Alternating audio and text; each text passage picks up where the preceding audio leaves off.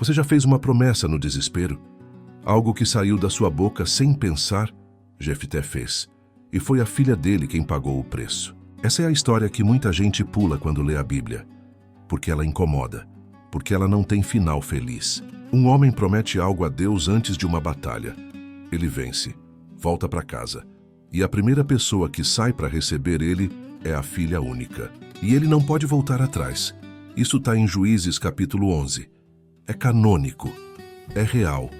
E até hoje ninguém sabe ao certo o que aconteceu. Porque o texto não explica tudo. Ele deixa um silêncio no meio da história. E esse silêncio é o mais assustador de tudo. Fica comigo até o fim. Porque você vai entender por que essa narrativa ainda mexe com quem lê de verdade. Israel estava no caos. Sem rei. Sem ordem. Cada tribo fazendo o que queria. E os amonitas avançando para cima deles com exército pesado. Era guerra. Era desespero. Era questão de sobrevivência nacional. E quem eles chamam para liderar? Jefté, o filho da prostituta, o rejeitado pelos próprios irmãos, o cara que foi expulso de casa e virou chefe de bandoleiros na terra de Tobi. Jefté não era o escolhido de Deus tipo Moisés. Ele era o plano B dos anciãos. Um guerreiro duro, pragmático, que sabia matar e negociar. Alguém que a vida já tinha quebrado antes. E agora ele voltava para salvar quem o desprezou. Você sente a ironia disso? Ele tenta diplomacia primeiro. Manda mensageiros para o rei amonita, argumenta, cita a história, usa lógica. Mas não adianta, a guerra vai acontecer. E é aí que Jefté faz o voto. O texto é direto, sem rodeio, sem poetizar. Se tu me deres os filhos de Amon nas minhas mãos, qualquer que sair da porta da minha casa ao meu encontro, será do Senhor. E eu o oferecerei em holocausto. Ele não disse um animal. Ele não especificou nada, ele disse qualquer que sair. E aqui tem um detalhe que quase ninguém nota. Jefté sabia o risco? Ele estava desesperado demais para calcular. Ou ele realmente achava que um servo ia sair primeiro? A Bíblia não diz, e esse vazio narrativo é proposital. O que sabemos é isso. Ele fez uma promessa pública, diante de Deus, diante do povo, e ele ia ter que cumprir. Jefté vai para a guerra, e ele esmaga os amonitas. 20 cidades conquistadas, vitória total, Israel salvo. Ele volta para casa como herói. As ruas devem ter gritado o nome dele. Ele era o libertador, o general invicto. Mas enquanto ele caminha em direção à porta de casa, algo acontece. E isso muda tudo. A filha dele sai correndo, com tamborins, dançando, celebrando. Ela não sabia. Ela só queria receber o pai vivo. E o texto faz questão de dizer, ela era a única filha. Ele não tinha mais ninguém, nem filho, nem filha. Imagina a cena. Ele vê ela de longe, o sorriso, a alegria, e ele entende. Na mesma hora, ele entende. O texto diz que ele rasgou as próprias vestes. Esse gesto não era dramático. Era desespero físico. Era dor visceral. Ele grita para ela, filha minha, você me abateu de todo. Você é a causa da minha desgraça, porque eu abri a boca ao Senhor. Abri a boca ao Senhor. Essa frase carrega um peso enorme, porque naquela cultura um voto era irrevogável. Não era um pedido, não era uma intenção, era um compromisso selado. Quebrar isso era desonra máxima, era trair o sagrado. E o que acontece depois é o que quebra o coração. A filha não chora, ela não grita, ela não foge. Ela responde, Pai meu, se você abriu a boca ao Senhor, faça de mim conforme o que saiu da sua boca. Ela aceitou, mas pediu uma coisa, deixa-me por 2 meses, para eu subir aos montes, para chorar a minha virgindade. 2 meses, não para fugir, não para negociar, mas para processar, para lamentar, para viver o luto antes do fim. Ela foi com as amigas, e o texto diz que elas choraram a virgindade dela. Esse detalhe importa, e já vamos chegar nisso. Depois dos 2 meses ela voltou, e o texto diz, ele cumpriu o voto que tinha feito e ela nunca conheceu o homem. E aqui começa o debate que atravessa séculos. O que Jefté fez de fato? O texto não descreve o ato, ele só afirma o voto. Se esse tipo de conteúdo fala com você, fica aqui com a gente. Porque esse canal é para quem enxerga o que o mundo ignora. Existem 2 leituras principais. A primeira, sacrifício literal. Jefté matou a filha e a ofereceu em holocausto.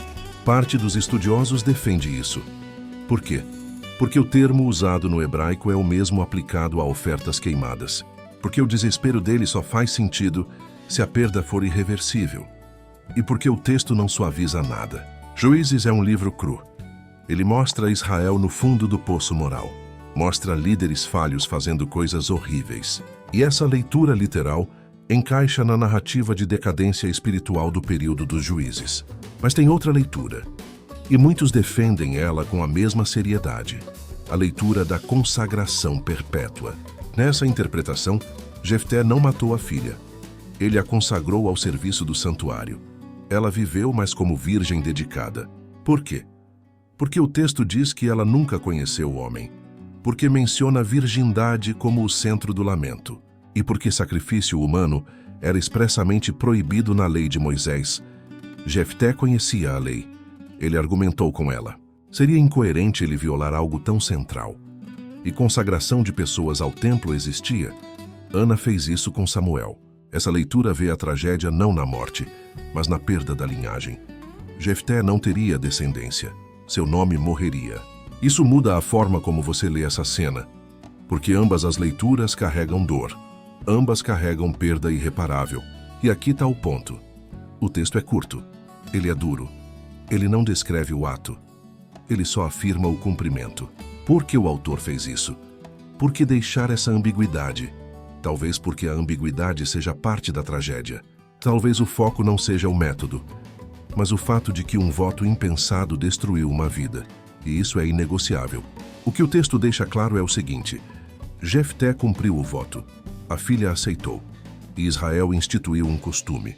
Todo ano, as filhas de Israel iam por 4 dias para lamentar a filha de Jefté.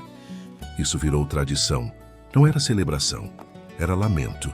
Era a memória de uma perda, uma jovem que pagou por uma promessa que ela não fez. E isso ecoa até hoje. Quantas vezes promessas feitas no impulso destroem quem está ao redor? Quantas vezes o desespero religioso mal guiado vira prisão para quem não tem culpa? Jefté não era vilão. Ele era humano, quebrado, desesperado, e fez uma escolha que não dava para desfazer. A filha não era mártir voluntária. Ela era obediente numa cultura onde recusar o pai era impensável. E o texto não romantiza nada. Ele só conta. E deixa você processar, deixa você sentir o peso. Tem algo extra-bíblico que vale mencionar rapidamente.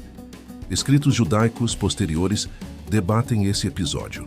Alguns rabinos antigos, em textos extra-bíblicos, argumentam que Jefté errou, que ele podia ter quebrado o voto, que o sumo sacerdote da época podia ter anulado a promessa. Mas ninguém teve coragem de confrontar o general vitorioso. Isso não está na Bíblia, mas mostra que até tradições antigas sentiram o incômodo dessa história, porque ela expõe algo cru sobre fé mal direcionada, sobre obediência cega, sobre promessas que viram armadilhas e sobre como vitória pública pode mascarar tragédia privada. Jefté venceu a guerra, mas perdeu tudo o que importava. Isso é espelho. Quantas vezes você viu alguém subir no palco aplaudido e voltar para casa destruído por dentro? Quantas vezes a pressão de cumprir o que foi prometido vira fardo maior que a própria promessa? A história de Jefté não é sobre julgamento. É sobre consequência. É sobre como o impulso vira corrente. E sobre como fé genuína pode ser distorcida por medo, por desespero, por orgulho, por vergonha. O texto não diz, e esse silêncio é o mais assustador, porque ele joga a responsabilidade de interpretar em você. Ele não te dá a resposta mastigada, ele te dá os fatos e te deixa lidar com a dor deles. E talvez seja isso que faz essa história atravessar milênios, porque ela não envelhece, ela continua verdadeira. Continua sendo verdadeira enquanto pessoas fizerem promessas no desespero, enquanto filhos pagarem por pais, enquanto vitória vier com preço que ninguém calculou, e enquanto a gente confundir fé com performance. Jefté não é herói, não é vilão. Ele é espelho, e a filha dele é eco de toda a inocência que paga a conta alheia. Juízes 11 termina com o cumprimento do voto, e com um costume de lamento, e não oferece consolo barato. Ele simplesmente registra, e deixa o leitor carregar o peso, porque tem história que não cabe em moral fácil. E você? Você acha que o texto aponta para sacrifício literal ou consagração? E por quê? Deixa nos comentários, sem medo. Porque essa conversa precisa acontecer. E ela só vai acontecer se você falar. Se isso te fez pensar, envia para alguém que também lê Juízes e sente esse nó na garganta.